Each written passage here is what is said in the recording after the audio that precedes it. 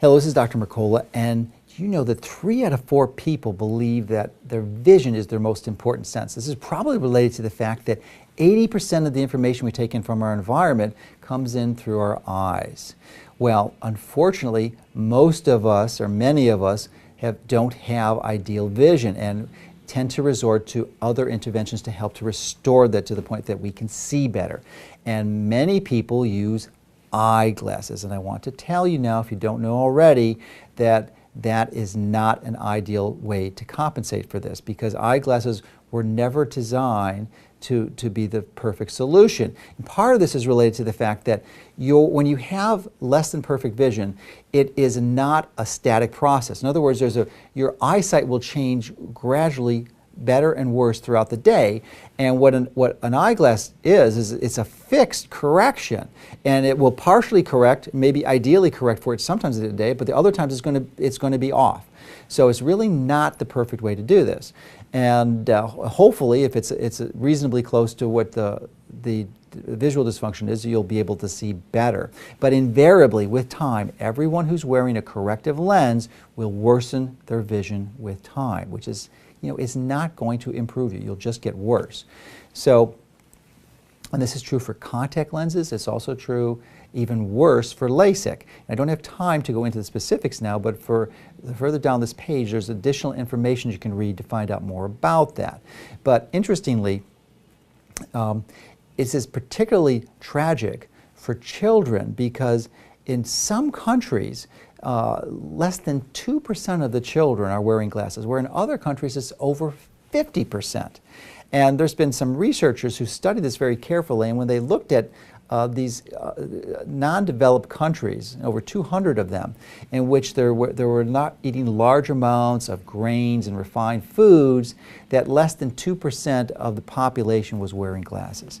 And that the moment they started to introduce these foods into their diet, it radically started to increase, and the people started to lose their vision. So this is a major clue that our diet has something to do with it. And it's probably related to the fact that when you have these grains and sugars and processed foods, your insulin tends to rise, and that causes metabolic dysfunctions and insulin growth factors, and that seem to have an effect and an impact on your vision.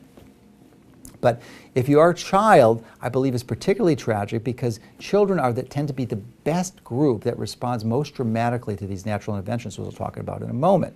So some simple strategies you can do to limit the likelihood that your child will be wearing glasses would make sure that they visit the right specialist, because if they're going to see a general optometrist or an OD, the likelihood that they'll be prescribed glasses is about 35%, 1 in 3 chance.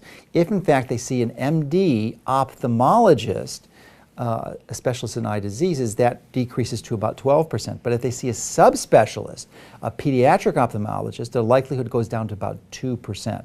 So just by picking your specialist properly, you'll radically reduce the likelihood of your child going on glasses. So what are the options then? I mean, obviously you can improve the diet, as we mentioned, but there's many of us, it's not going to be enough. And fortunately, about 100 years ago, there was an incredibly innovative, pioneering, renegade physician. His name was Dr. Bates.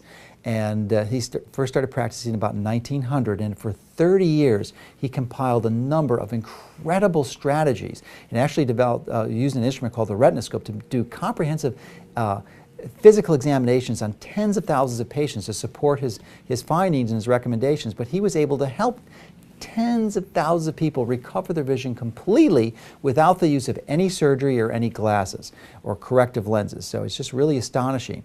And in fact, his approach was so effective that in New York, where he was practicing, he actually attended Cornell Medical College.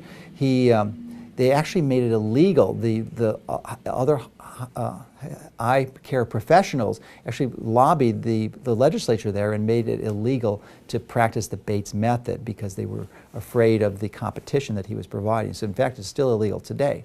But nevertheless, his books and materials are available. There have been a number of teachers who's taught this throughout the years, and literally there's probably hundreds of thousands of people who recovered their vision using this method, and I happen to be one of them. Interestingly, about 8 or 9 years ago now, I went on a health cruise, and we were sitting at a table, and most of us were older than, at least in the mid-40s, and there was about a dozen of us, and there was only one person at the table who didn't require the use of reading glasses to read the menu, and that person was 20 years older than everyone else.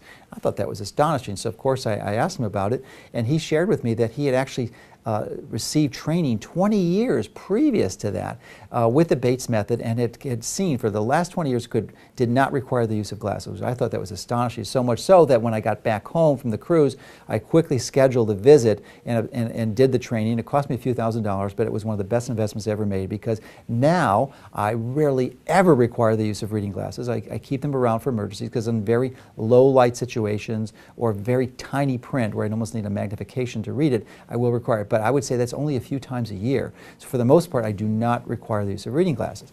So it's really extraordinary, and really one of the best health strategies, interventions that I've ever done. And let me just share with you a few of those principles, because I think they could help you too. And the key is that it's not that your muscles are too weak, because many people, when they think of a natural health strategy, think, well, I'm going to do some type of exercise. I have weak eyes, I have to exercise my muscles. Well, that is absolutely not the case, because most of the time this visual dysfunction, this less than perfect vision, is a result of having muscles that are too strong. In fact, they're constantly contracted, they're tense, and they're under strain. And the key to improving that is to have this mental relaxation that goes through and causes those eye muscles to relax so that your eyes can function properly and they can have perfect focus. And that really is the central core of all the strategies to help you recover your vision, is this focus on relaxation. And it really is profound, because it has other benefits in your life, not just being able to see properly, but other benefits. Of course, many of you are familiar with benefits that relaxation strategies has from meditation and prayer and other approaches. So this is one of them, is that you can see better.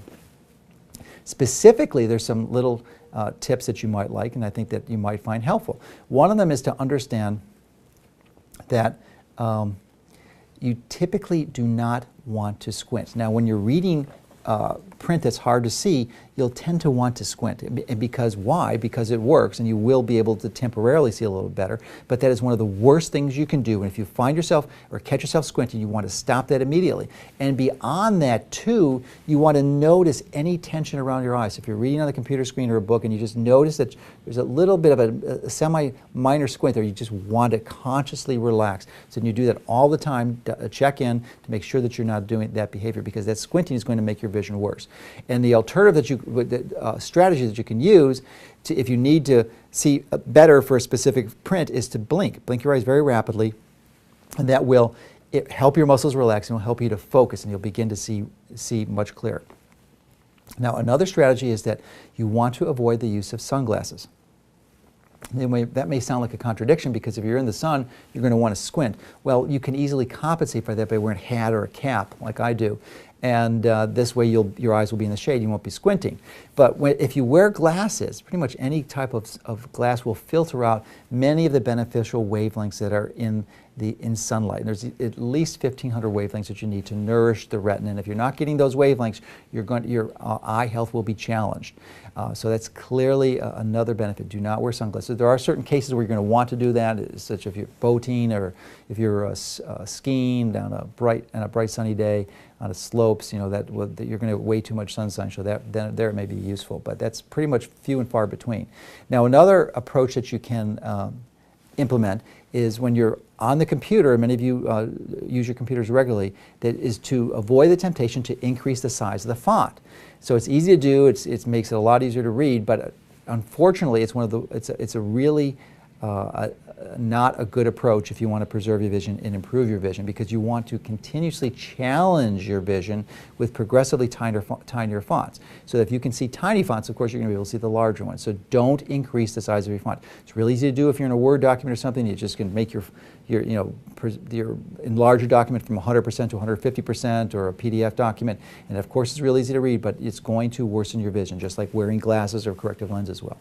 So, seeing great without the use of corrective lenses is really, unfortunately, is the minority of us who do that. And typically and invariably, as people age and they get beyond the age of the mid-40s or so, most people require the use of reading glasses. It's very rare where someone doesn't. So, but the Dr. Bates method works for the people like myself who require reading glasses, but it also works for people who are nearsighted and need glasses for distance vision. So it's really an amazing set of tools. Please try the recommendations that are on this page, and if it's not improving your vision like you would like, I've felt so strongly about this, actually put together a course that goes into more specific details that's available, and it's really an amazing resource, and it's helped thousands of people, this course, help recover their vision. So hopefully this information will be helpful for you and your family, because a great sight is such an important part of taking control of your health.